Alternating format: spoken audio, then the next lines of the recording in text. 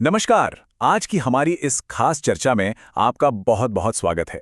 खैर, आज हम जिस विषय पर बात करने वाले हैं वो भारत के सांथाल समुदाय के अस्तित्व की एक बहुत ही अनोखी और अविश्वसनीय कहानी है। ये एक ऐसी कहानी है जो हमें दिखाती है कि कैसे इस समुदाय ने अपनी जमीन, अपनी पहचान और अपने वजूद को बचाने के लिए एक नहीं बल्कि दो बिल्कुल अलग मोर्चों पर जबरदस्त लड़ाइयां लड़ी। अब इस ऐतिहासिक सफर को पूरी तरह से समझने के लिए हमें सबसे पहले खुद से एक सवाल पूछना होगा। आखिर एक हाशिए पर धकेला गया समुदाय कई मोर्चों पर अपने पूर्ण विनाश के खिलाफ कैसे लड़ता है? जब किसी के पास ताकत और संसाधन ना के बराबर हों, तो वे अपनी पहचान को पूरी तरह से मिटने से कैसे रोकते हैं? सांथालों ने इस नामुमकिन सी लगने वाली चुनौती का सामना कैसे किया? आज हम इसी बात की गहराई में जाने वाले हैं। देखिए, जरा इस विशाल संख्या पर गौर कीजिए। 10,000। जी हाँ, ये कोई मामूली आंकड़ा नहीं है। ये उन सांथालों की गिनती है जिन्हें 1855 में सिद्धो और कान्हू मुर्मू नाम के दो भाइयों ने एकजुट किया था। जरा सोचिए, उस दौर में जब संचार का कोई आधुनिक साधन नहीं था, तब इतने बड़े पैमाने पर लोगों को अपने हक के लिए इकट्ठा करना सच में कितनी बड़ी बात रही होगी। तो आइए शुरुआत करते हैं हमारे पहले पड़ाव से 1855 का सांथाल विद्रोह, यानी आज़ादी के लिए लड़ी गई वो ज़मीनी लड़ाई। इस घटनाक्रम को देखकर हम समझ सकते हैं कि कैसे हालात बहुत ही तेजी से बेकाबू हो गए। 1832 में अंग्रेजों ने सांथालों का जंगलों से निकालकर दामिने कोहो क्षेत्र में बसाने का एक तरह का जाल बिछाया। जल्द ही भ्रष्ट साहूकारों और जमींदारों ने भारी टैक्स लगाकर उन्हें कर्ज में डुबो दिया। उनकी जमीनें छीन ली गईं और इसी भयानक आर्थिक शोषण का नतीजा था जून 1855 में भड़का हुआ एक विशाल और बेहद दुखद विद्रोह। और यहाँ वो खौफनाक मोड़ आता है जहाँ सांथालों के अदम्य साहस का सामना ब्रिटिश सेना के एक बहुत ही क्रूर धोखे और उनके आधुनिक हथियारों से हुआ।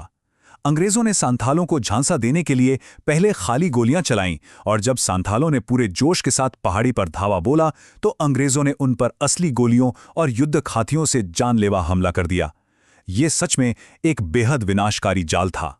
तो यहाँ सबसे अहम बात यह है कि 1855 के इस भौतिक और ज़मीनी विद्रोह को भले ही अंग्रेज़ों ने क्रूरता से कुचल दिया था, लेकिन असल में इसने दशकों बाद लड़ी जाने वाली एक बिल्कुल अलग तरह की, एक बौद्धिक और सांस्कृतिक लड़ाई की मजबूत नींव रख दी थी।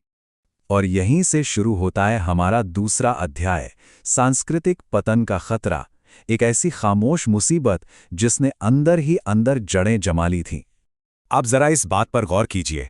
ये जो भावुक कर देने वाला उद्धरण है ना, ये 7 साल के छोटे से बच्चे रघुनाथ मुर्मू की उस निराशा को दिखाता है जब उसे एहसास हुआ कि उसकी मातृभाषा को लिखने के लिए कोई लिपि है ही नहीं। जरा उस बच्चे के नजरिए से सोचिए जो ये पूछ रहा है कि जब बाकी लोगों को उनकी अपनी भाषा में पढ़ाया जाता है तो सांथाल बच्चों को अपनी भाषा से दूर क्यों रखा जा रहा है।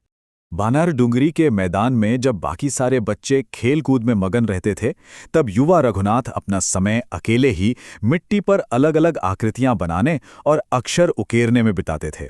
दिखने में शायद ये बस एक बच्चे का खेल लगे, लेकिन असल में वो अनजाने में एक बहुत बड़ी सांस्कृतिक क्रांति की शुरुआत कर रहे थे।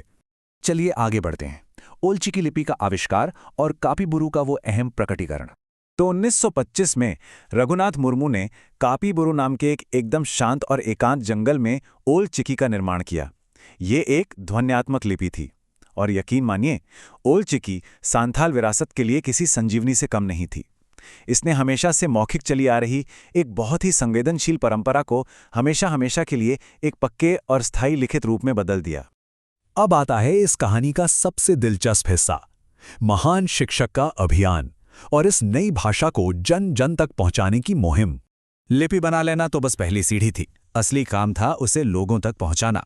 और ये चरण दर चरण अभियान दिखाता है कि मुर्मू जी के तरीके कितने कमाल के थे। सबसे पहले उन्होंने एक लकड़ी के रोटी बेलने वाले बेलन पर अक्षर उकेरे ताकि पन्ने छापे जा सके, है ना अद्भुत।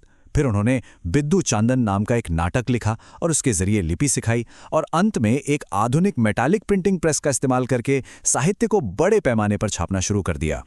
उनका ये सफर बिल्कुल भी आसान नहीं था।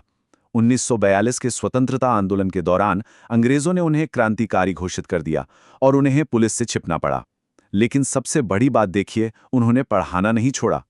भागते छिपते हुए भी जहां उन्हें 4-5 लोगों का समूह मिल जाता, वो उन्हें पढ़ाना शुरू कर देते। ये उनका अपनी भाषा के प्रति अटूट समर्पण था। तो अब बात करते हैं सांथाल नायकों की इस शानदार विरासत और उनकी सुरक्षित धरोहर की। आज आप इन आधुनिक सम्मानों को देखिए। सिधो और कान्हू मुर्मू के नाम पर विशाल विश्वविद्यालय और IIM रांची के ब्लॉक बने हुए हैं। उड़ीसा में रघुनाथ मुर्मू के जन्मदिन पर छुट्टी होती है। और सबसे बड़ी बात, 2003 में संथाली भाषा को भारतीय संविधान की 8वीं अनुसूची में शामिल किया गया। ये सब साबित करता है कि उन दोनों लड़ाइयों ने सांथाल पहचान को कितनी सफलतापूर्वक बचाकर रखा। अब जैसे जैसे हम इस चर्चा के अंत में आते हैं, ये पूरी कहानी हमारे सामने एक बहुत ही गहरा सवाल छोड़ जाती है। 1855 में जमीन के लिए उठाई गई वो तलवार ज्यादा अहम थी, या फिर 1925 में अपनी पहचान बचाने के लिए उठाई गई कलम, या फिर किसी समुदाय के वजूद के लिए ये दोनों ही एक समान जरूरी हैं? भौतिक और बौद्धिक प्रतिरोध की असली ताकत के बारे में सोचने के लिए ये सच में एक बहुत ही दिलचस्प सवाल है। और इसी विचार के साथ आज की इस चर्चा में हमारे साथ जुड़ने के लिए आपका बहुत बहुत धन्यवाद।